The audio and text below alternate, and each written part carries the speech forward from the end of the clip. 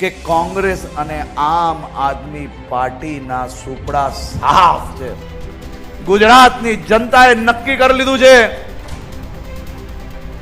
કે ગુજરાતને, ગુજરાતના નાગરિકોને બદનામ કરનાર એક લોકોનો અમે હિસાબ કરશો, અને એવો હિસાબ કરશો કે ભવિષ્યમાં ચૂંટણી લડવાનું નામ ના લે ને એવો હિસાબ કરશો.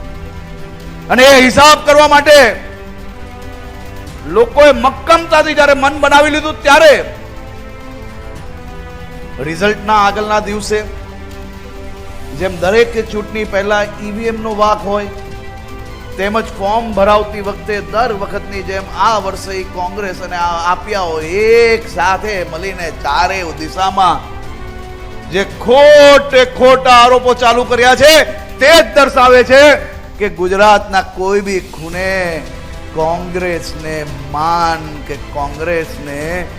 સંપૂર્ણપણે લોકો અવગણના કરે છે.